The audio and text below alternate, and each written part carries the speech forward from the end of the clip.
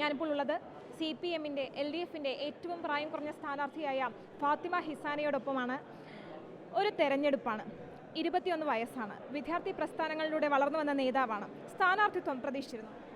ഇല്ല, ഒരിക്കലുമില്ല. സ്ഥാനാർത്ഥിത്വം പ്രതീക്ഷിക്കാന്ന് പറഞ്ഞു കഴിഞ്ഞാൽ ഞങ്ങൾ SFIയിൽ വളർന്നു. SFIയിൽ ആ ഒരു പ്രസ്ഥാനത്തോട് ചേർന്ന് നിൽക്കുന്നവരാണ്. അപ്പം പാർട്ടി പറയുന്നു, പാർട്ടി തീരുമാനമാണ്, അത് നമുക്ക് അംഗീകരിക്കാം. പാർട്ടി പെട്ടെന്ന് ഒരു ദിവസം ഇതേപോലെ പറഞ്ഞു, ഇതുപോലെ ഫാത്തിമ ഇങ്ങനെയാണ്, ജില്ലാ പഞ്ചായത്തിലേക്ക് ഈ ഡിവിഷനിൽ നിന്ന് നീയാണ് മത്സരി, ഓക്കെ, നിറഞ്ഞ കൈകളുണ്ട്, അത് സ്വീകരിക്കാം. ചെറുപ്പക്കാർ അനേകം പേർ ഇത്തവണ കളത്തിലിറങ്ങുന്നുണ്ട്. ഫാത്തിമയെ ഒന്ന് സ്വയം പരിചയപ്പെടുത്താം. ഞാൻ നിയമ വിദ്യാർത്ഥിയാണ്. കേരള ലോ അക്കാദമിയിലെ 3ാം വർഷ വിദ്യാർത്ഥിനിയാണ്.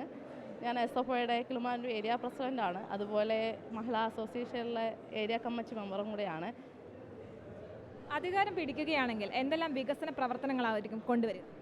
അത് അവിടെ എന്താണോ യുവാക്കൾക്ക് വേണ്ടത്, അല്ലെങ്കിൽ യുവാക്കൾക്കും അതുപോലെ മുതിർന്നവർക്കും, അല്ലേ, നമ്മൾ രണ്ടുപേരെയും പരിഗണിക്കാം. അവർക്ക് എന്താണോ അവിടെ ആവശ്യമായിട്ടുള്ളത് അത് അവരെ കൂടെ ഒപ്പം ചേർന്ന് നിന്നുകൊണ്ട് എന്തൊക്കെയാണ് അവർക്ക് വേണ്ടതെന്ന് തിരക്കി അത് നടപ്പിലാക്കി കൊടുക്കുക.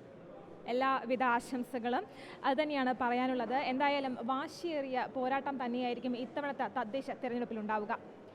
ക്യാമറാമാൻ ജിത്തുവിനൊപ്പം ദേവിക ചന്ദ്രൻ, അമൃത ന്യൂസ്, തിരുവനന്തപുരം.